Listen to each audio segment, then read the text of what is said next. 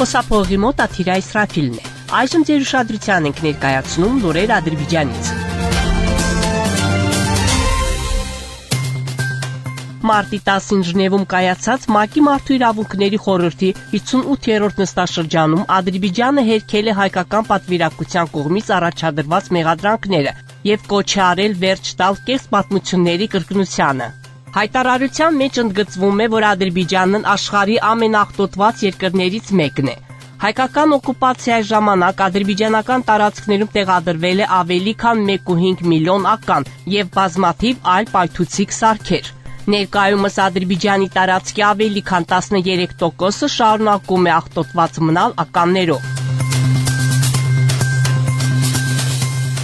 Ադրբեջանը կտրականապես մերժում է պաշտոնական Բաքվի հասցեին Ֆրանսիայի անհիմն մեղադրանքները, որոնք ուղղված են արտերկրյա տարածքներում Փարիզի անհաջող քաղաքականությունը քողարկելուն եւ գաղութատիրական քաղաքականությունը շարունակելու փորձերին։ Այս մասին հայտարարել է Ադրբեջանի արտգործնախարարության մամուլի քարտուղար Այխան Հաջիզադեն, մեկնաբանելով Ֆրանսիայի անդրծովյան տարածքների հարցերով նախարար Մանուել Վալսի խոսքերը BFM TV-ին տված հարցազրույցում։ Հաջիզադեն նշել է, որ ֆրանսիական կողմը կրկին դիմում է խեղաթյուրումների։ Նրա խոսքով Վալսի հայտարարությունները հաստատում են Փարիզի պատրաստակամությունը հանուն սեփական ռազմավարական շահերի զոհաբերել խոսքի ազատության եւ անկախության սկզբունքները։ Ադրբեջանի արտգործնախարարությունը կոչ է արել Ֆրանսիային դադարեցնել երկիրը վարկաբերելու իր անհիմն արշավը։ Հայաստանը դեռևս ոչ կառուցողական դիրքորոշում է ցուցաբերում անհայտ կորածների ճակատագրի բարձրաբանման հարցում, հայտարարել է պետական անվտանգության ծառայության ղեկավար, ռազմագերիների, անհայտ կորածների եւ պատանդների հարցերով պետական հանձնաժողովի նախագահ Ալի Նագիևը, անհայտ կորածների միջազգային հանձնաժողովի գլխավոր տնօրեն Կատրին Բոմբերգերի հետ հանդիպման ժամանակ։ Աշխատանքներ են տարվում Ղարաբաղյան հակամարտության զոհերի զանգվածային գերեզմանների հայտնաբերման եւ արտաշիրիմման, ինչպես նաեւ հայտնաբերված աճյունների նույնականացման ուղղությամբ։ Ցավոք Հայաստանը շարունակում է ապակառուցողական դիր գրավել եւ անհայտ կորածների ճակատագրերը պարզելու հարցում համագործակցելու մտադրություն չունի, ընդգծել է Նագիևը։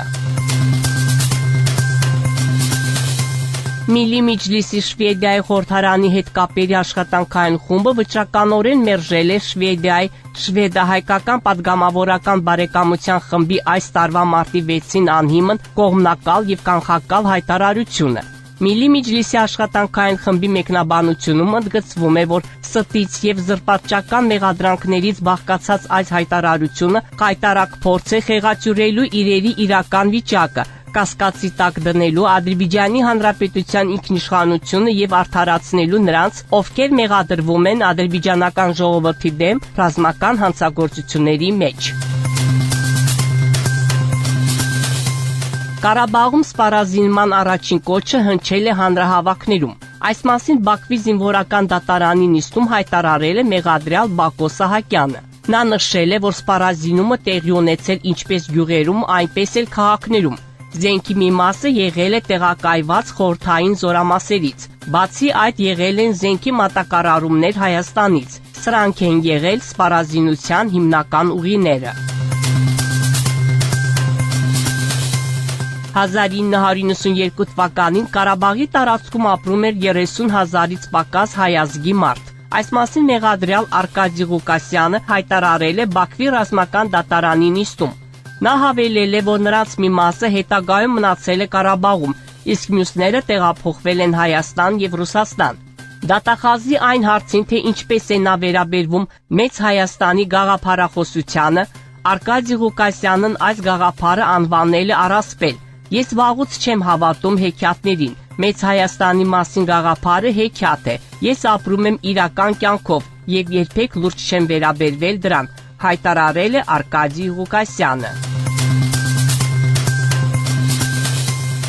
Օտար երկրա փորձագետները, ովքեր հանդես են գալիս ի պաշտպանության Ադրբեջանի, բախվում են հայկական սփյուռքի կողմից ճնշման եւ հալածանքների։ Այս մասին հայտարարել է Միլլի Միջլիսի պատգամավոր Ֆարիզ Իսմայիլզադեն հանրային լսումների ժամանակ, նվիրված ոչ կառավարական կազմակերպությունների դերին ադրբեջանցիների արևմտյան Ադրբեջան վերադառնալու գործընթացին։ Հայկական Սփյուռքը նամակներ է ուղարկում այն բուհերին, որտեղ նրանք աշխատում են, ճնշում է գործադրում ամբիոնների վրա եւ հասնում դրանց փակմանը։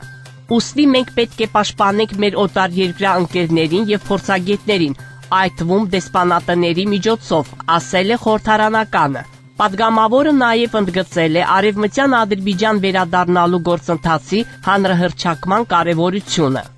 Դուք Բաքվից լսեցիք Ադրբեջանի ձայնը միջազգային ռադիոկայանի հայկական ծառայության վերջին լուրերը։ Մեր ունկնդիրներին հիշեցնում ենք, որ դուք հնարավորություն ունեք ձեր հարցերն ու առաջարկություններն ուղարկել մեր էլեկտրոնային փոստարկղ azradio@mail.ru։ Մեկ անգամ եւս կրկնում ենք մեր հասցեն azradio@mail.ru։ Սպասում ենք ձեր նամակների։